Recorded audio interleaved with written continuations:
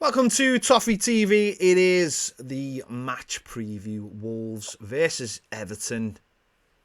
Quick turnaround in the Premier League from the FA Cup. And a tough game. A tough game. We know we will be missing Dominic Calvert-Lewin. Richarlison will be a late call. Baz, we are facing one of those games that we've been sort of dreading where we might not have our forwards. Yeah, very tough game as it is anyway. And it's just got tougher by potentially having two of our chief players who'll get us goals out the team. Obviously, we know Dom's not playing, so we've lost our top scorer.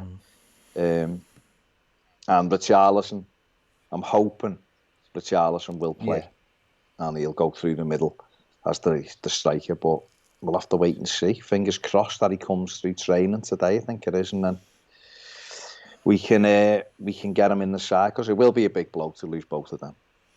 Yeah, it would be. Obviously, we didn't have both of them at the weekend against Rotherham, and we saw what that looks like.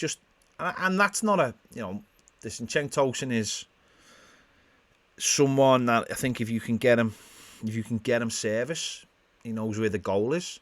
But we're talking about someone who's going to have to play up front on his own and can't really run the channels, doesn't really occupy centre backs, and that means a lot of work for other players. And he's not really an ideal backup striker, but as you mentioned there, I think the thought has always been this season, if Dom was missing, Richarlison would take that forward role, because we've got enough wide men, and that might still be the case. I imagine they'll give Richarlison to the last minute to be available for this game, and hopefully he is. I mean, I think the manager said himself, if he does play, that'll mean that we'll probably be less.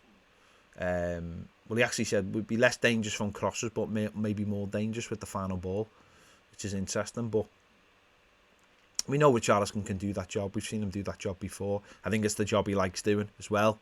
Likes being more in the game. So it's an opportunity for him to do what he wants to do. And then players, other players have got to do their jobs, like James Rodriguez, maybe a Wobie.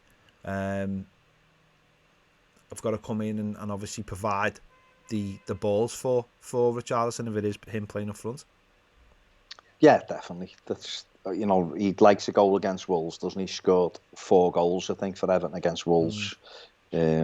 Scored 2 goals at home last year when we beat them 3-2. So he is definitely a threat. So hopefully he will be fit. And then it will be on James and it'll be on Alex Iwobi to come up with the creativity for him. And that'll be through balls, because it's not necessarily, well, it won't be the crosses into the box for him to, even though he is good in the air, he's not Dominic Calvert-Lewin level, is he? So we'll have to look at different ways, and hopefully, Luca Dean will probably play, I should imagine, as well. And if that's the case, then we can get some creativity from Lucas as well down that side. But it's going to be a tough game. Wolves are a tough side. They're without their best striker as well, of course, and Raul Jimenez. So it's an opportunity for Everton. It's as tough a game as it is in this season, the way results have been and the way Everton have been away from home. We've got to think we can go there and nick it. But like I say, it will be this. Yeah, it's a quick turnaround, as I said, for us. Obviously playing the 120 minutes on Saturday, even though it was quite early. Obviously, Wolves played Friday night, beating Crystal Palace with that Traore goal. And as you mentioned there, they're not what the level they were obviously last season, which is understandable because they played a lot of football last season, and then the quick turnaround again meant that they was always going to tire them out. They maybe never going to always get to that level. They've lost one of their best players through injury, and they've lost their other best player through being sold to Liverpool. So again, they weren't ever going to be as strong, but it is a difficult game. Their home record is not brilliant. It's just below ours, and our away record is good. So I don't think we'll go there fearing them. But it does feel a little bit like, without making excuses, like everything is starting to catch up now. Not just for us, but for a lot of teams. Players will have played. I think Dom is a perfect example of someone who's played through Christmas and is now feeling it. And obviously he's picked up a hamstring injury, in the red zone, as they say. And I think you're going to find that in the next few weeks. I think we've seen that over the weekend with the FA Cup and stuff, is that you're going to find that with a few players now. This is when they're going to start to feel it. So just gotta hope we can just. One thing that sort of I look at and think is that in the last few weeks, the way we've dug in and the way we've obviously gone into games and have sat back and soaked up the pressure. I think this is an opportunity to do that. I just wonder whether the personnel will allow that, though. And it sounds mad, but because we have got Coleman back and we have got Luca Dean back and we have got James Rodriguez back, it does feel like if we try and do that, they're not actually the right personnel to do that. So there will be that interesting balance to see if we try and do that with those players. Yeah, I mean, I don't know how we'll line up, whether Coleman and Dean will play. I imagine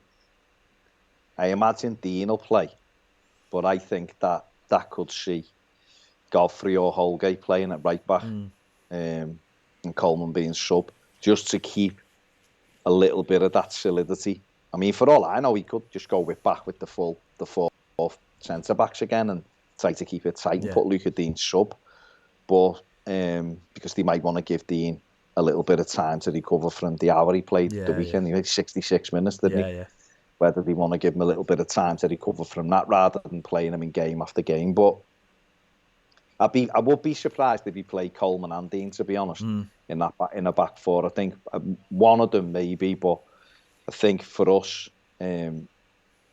we've looked better with the four centre backs across the back of late because we've been solid. But I think if you have three centre backs across it and you have Luca Dean breaking forward, you're probably always going to have that cover then. And it makes sense, especially if he's going to play Hammers off the right.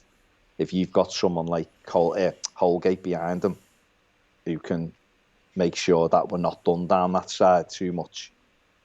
Do you know what I mean? Rather than Coleman who's bombing on. What it does is it takes away your runner down the right-hand side to give Hammers that space. But I think for Everton, solidity in this one is an important one. I think Dean.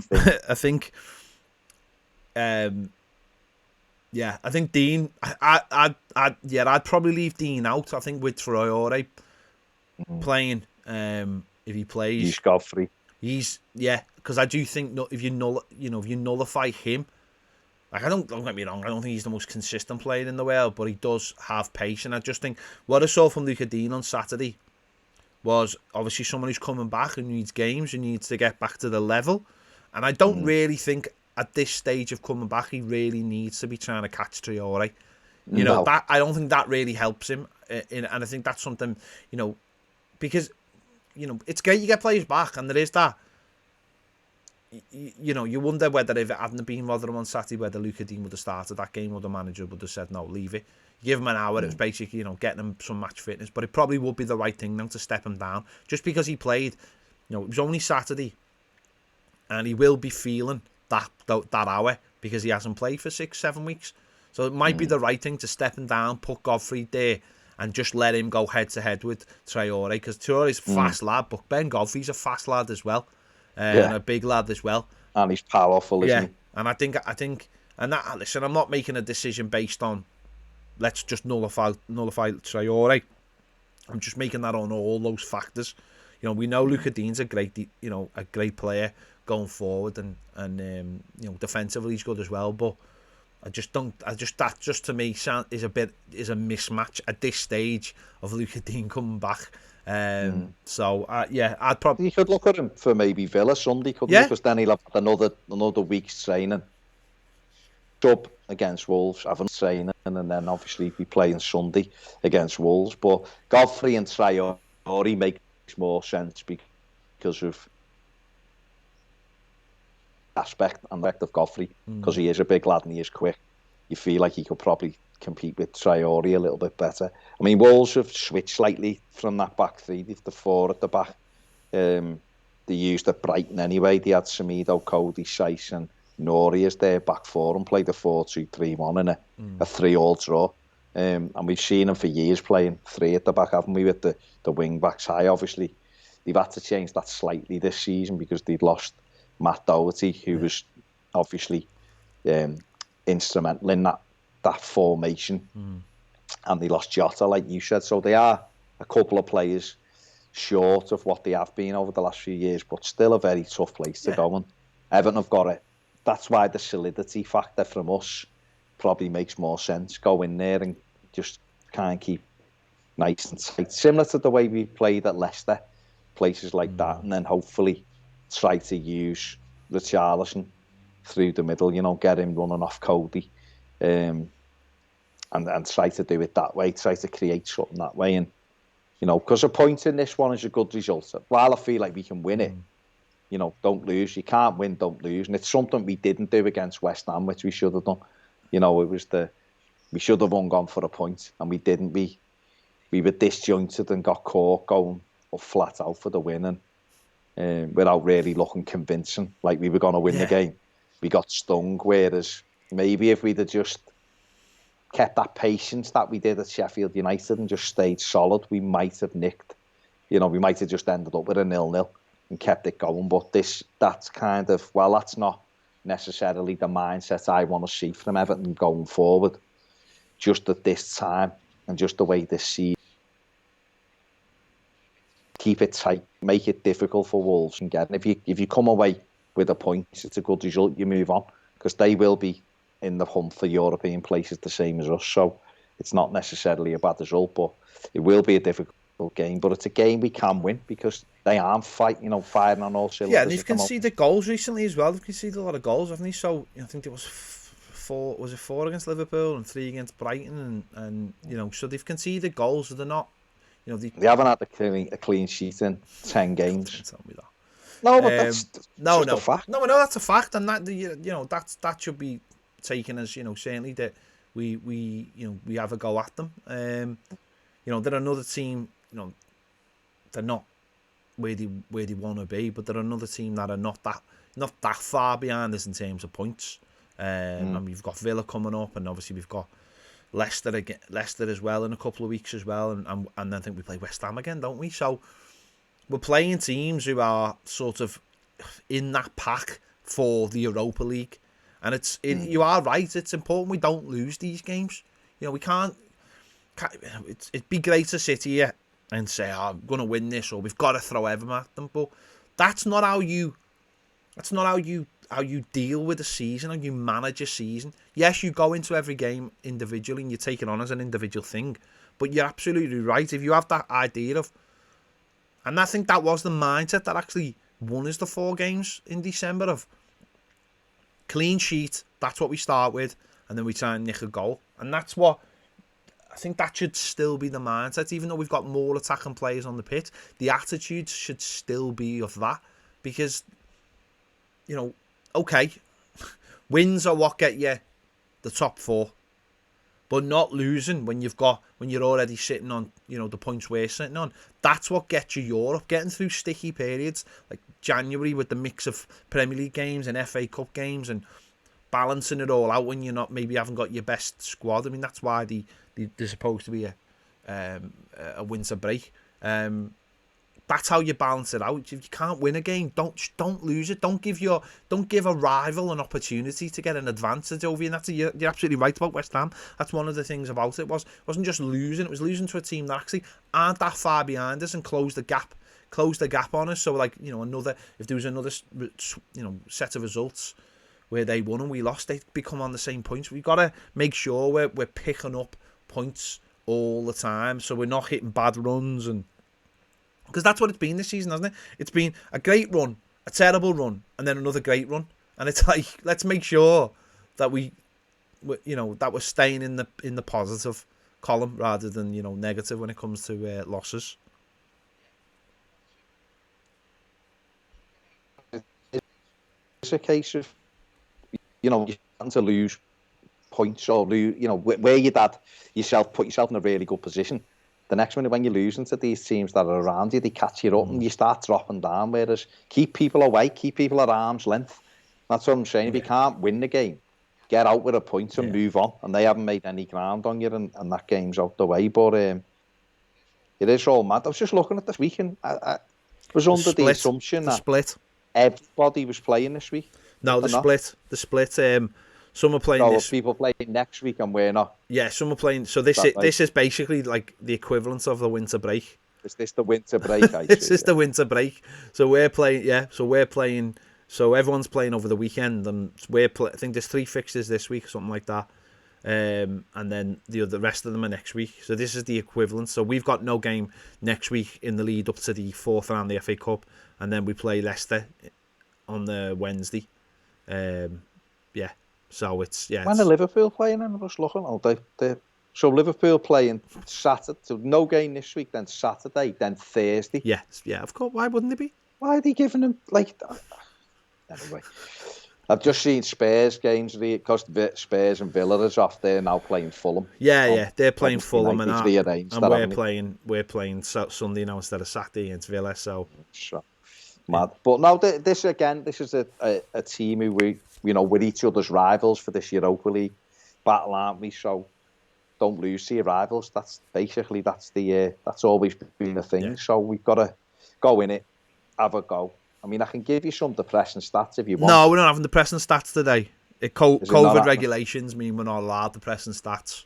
Oh, yeah, okay. Yeah, it's one of the protocols that's just been... Is it? Governments have just brought it out right now. They've just changed it very quickly. A bit of a U-turn. Normally they allow depressing stats, but they've done a U-turn, and today they will not be allowing depressing stats while we're in our COVID bunkers. Okay, fine. What can you do? It's the government. You can't do anything. It's government rules. Rules are rules. I can't go outside, and I can't give you depressing stats. It's completely out of my hands. Chris Whitty said, did it? Yeah, the slide. Did a slide saying no depressing stats. You can't argue it's. You can't argue it's slides or science. There you go. Let's leave it at there then. There you go. That's us done. Let us know your thoughts in the comments. This is a quick turnaround. The game, so it's tomorrow, and we're recording today. So today means that's Monday. Again, science. Leave your thoughts in the comments. Make sure to give this video a like. Subscribe if you haven't already. If you want more great videos, join us over on Patreon, where we do live daily shows where you can have your say, and we will chat back to you. Discuss, yeah. There you go. We do that every single day. The link is down here somewhere. There you go. Thanks. See you later.